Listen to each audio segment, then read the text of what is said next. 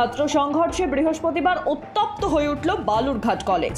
জখম হলেন এক কলেজ পড়ুয়া। পাল্টা মারে জখম হয়েছেন তৃণমূল ছাত্র পরিষদের কলেজ ইউনিটের সহ সভাপতি সহ 5 জন ইউনিট সদস্য।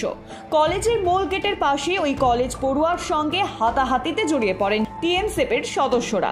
পরিস্থিতি সামাল দিতে সেখানে আসতে হয় বালুরঘাট কলেজের প্রিন্সিপাল পঙ্কজ কুণ্ডুকে। জখমরা সবাই তৃতীয় বর্ষের পড়ুয়া। চলতি মাসের 2 তারিখ থেকে তৃতীয় বর্ষের অর্থাৎ ষষ্ঠ সেমিস্টারের পরীক্ষার শেষ দিন বালুরঘাট কলেজে তৃতীয় বর্ষের ছাত্রদের পরীক্ষার সিট পড়েছিল হিলি গভর্নমেন্ট কলেজে। হিলি কলেজে পরীক্ষা দিয়ে ট্রেকারে চেপে বাড়ি ফেরার পথে সিট নিয়ে এক তৃতীয় বর্ষের ছাত্রের সঙ্গে টিএমসিপির একদল সমর্থকের বেঁধে যায় গন্ডগোল। তাদের মধ্যে বিস্তর কথা কাটাকাটি হয়। তার জেরেই এদিন কলেজে ওই পড়ুয়াকে টিএমসিপির সদস্যদের হামলার মুখে পড়তে হয় বলে অভিযোগ। এ নিয়ে কলেজ ক্যাম্পাসে ব্যাপক উত্তেজনা পর্যন্ত ছড়ায়। জখমদের প্রাথমিক চিকিৎসাও করা হয়। যদিও এই ঘটনায় তৃণমূল ছাত্র পরিষদ যুক্ত নেই বলে জানানো হয়েছে। ঘটনায় বালুরঘাট থানায় এখনো পর্যন্ত কোনো লিখিত অভিযোগ দায়ের হয়নি।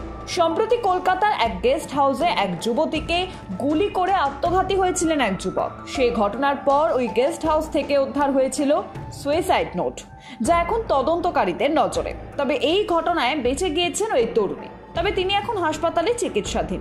তাকে জিজ্ঞাসাবাদ করে এবং সুইসাইড নোট থেকে বিভিন্ন তথ্য পেয়েছে পুলিশ। পুলিশ সূত্রে খবর, ওই তরুণী পুলিশকে জানিয়েছে, কোভিডের সময় সম্পর্ক ভেঙে যাওয়ার পর আমাকে ব্ল্যাকমেল করত অন্তরঙ্গ কিছু ছবি ভাইরাল করার জন্য। তাই বাধ্য হয়েই 7 বছরের সম্পর্ক ভেঙে যাওয়ার পরও গেস্ট হাউসে এসেছিলাম। আমাদের সম্পর্কের কথা বাড়িতেও জানতো। 2 মাস হলো অন্য একটি ছেলের সঙ্গে আমার বিয়ে ঠিক হয়েছে। সেই ছেলেটি বজবজেরই ছেলে। অন্যদিকে সুইসাইড নোটে লেখা আছে, আমরা একই পাড়ায় বড় হয়েছি, আমাদের মধ্যে প্রেমের সম্পর্ক ছিল, আমরা বিয়ে করতে চেয়েছিলাম, কিন্তু জাতিগত সমস্যা তৈরি হয়েছিল।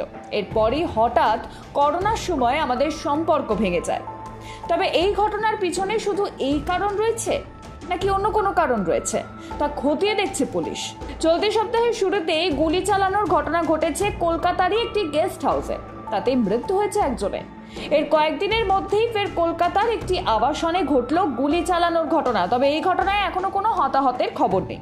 ঘটনায় গ্রেফতার হয়েছে 3 জন। বৃহস্পতিবার সন্ধ্যেবেলা লেক এভিনিউর একটি আবাসনে হানা দেয় কয়েকজন দুষ্কৃতী। ওই আবাসনের একটি ফ্ল্যাটে থাকেন দেবাশিস দে ও তাঁর স্ত্রী পুনম দে। দেবাশিস বাবুর বাড়িতেই হানা দেয় দুষ্কৃতীরা। লুটপাটের চেষ্টা করলে আতঙ্কিত হয়ে চিৎকার শুরু করেন ওই দম্পতি। এরপরই আশেপাশের ফ্ল্যাট থেকে লোকজন ছুটে এলে পালিয়ে যায় দুষ্কৃতীরা। পালাবার সময় শূন্যে 1 রাউন্ড গুলি ছোড়ে বলেও অভিযোগ। পুলিশে খবর দেওয়া হলে পুলিশ মোট 3 জনকে এই ঘটনায় গ্রেফতার করেছে। সূত্রের খবর, এই ঘটনায় মূল অভিযুক্ত ওই আবাসনেরই এক সাফাই কর্মী। সেই প্রথমে ওই দম্পতির ফ্ল্যাটের কলিং বেল বাজায়। পরিচিত মুখ দেখে দরজা খোলেন দেবাশিস বাবু। এরপরই জোর করে আরো 2 জন ফ্ল্যাটে ঢোকার চেষ্টা করে। দেবাশিস বাবুর চিৎকারে লোকজন জড়ো হলে ঘাবড়ে যায় হামলাকারীরা।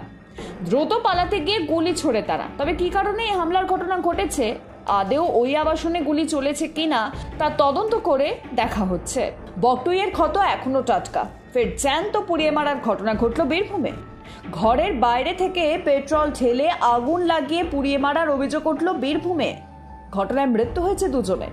মৃত্যুর সাথে পাঞ্জা লড়ছেন আরও একজন। ভয়াবহ নৃশংসতায় আবারও সাক্ষী বীরভূমের গ্রাম। স্থানীয় সূত্রে খবর, রাতে ঘুমন্ত অবস্থায় 3 জনকে পুড়িয়ে মারার চেষ্টা হয়েছে। পরে মৃত্যু হয়েছে বাবা ও ছোট ছেলের। বর্ধমানের একটি হাসপাতালে মৃত্যুর সঙ্গে পাঞ্জা লড়ছেন মা। নৃশংস ঘটনাটি ঘটেছে বোলপুর থানার রায়পুর সুপুর গ্রাম পঞ্চায়েতের নতুন গেট গ্রামে। অভিযোগ, ওই গ্রামে বৃহস্পতিবার রাতে খাওয়া দাওয়া করে একতলা বাড়িতে জানলা খুলে ছোট্ট ছেলে আয়ান শেখ ও স্ত্রী রূপা বিবিকে নিয়ে ঘুমোচ্ছিলেন শেখ তুতা। আর সেই সুযোগকেই কাজে লাগিয়ে কেউ বা কারা জানলা দিয়ে কেরোসিন তেল ছিটিয়ে আগুন ধরিয়ে দিয়ে পালায়। তাদের চিৎকারে চেঁচামেচিতে উঠে আসে পাশের রুমে শুয়ে থাকা তাদের বড় ছেলে শেখ রাজ। তার চেঁচামেচিতে উঠে আসে গ্রামের লোকজন পর্যন্ত। ততক্ষণে 3 জনই আগুনে ঝলসে গেছে বলে গ্রামবাসীদের অভিযোগ। 3 জনকে প্রথমে বোলপুর মহকুমা হাসপাতালে নিয়ে গেলে তাদের শারীরিক অবস্থার অবনতি ঘটে। এরপরই তাদেরকে বর্ধমান হাসপাতালে নিয়ে যাওয়া হয়। প্রথমে ছোট ছেলে আয়ানের মৃত্যু ঘটে, ঠিক তারপরে বাবা শেখ তুতার মৃত্যু হয় বলে গ্রামবাসী সূত্রে খবর।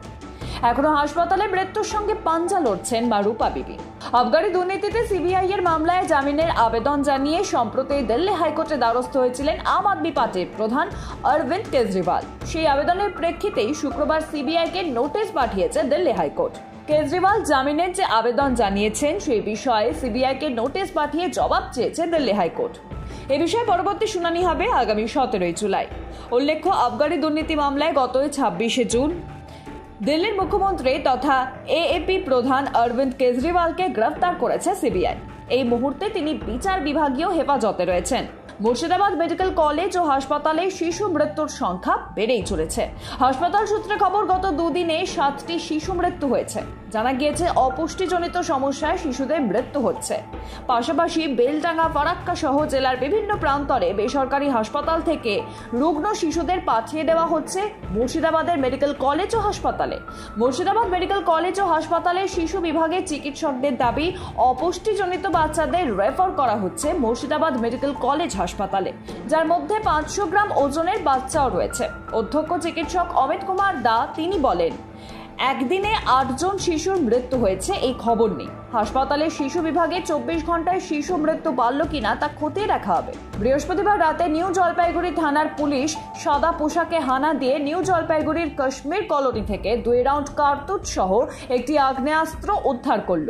এই ঘটনায় নারায়ণ মণ্ডল ও সনদ বর্মন নামে 2 ব্যক্তিকে গ্রেফতার করেছে পুলিশ।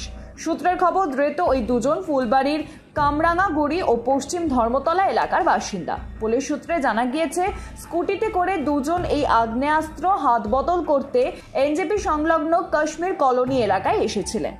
সে সময় তাদের স্কুটি তল্লাশ চালাতেই 2 রাউন্ড কার্তুজ সহ আগ্নেয়াস্ত্র উদ্ধার হয়।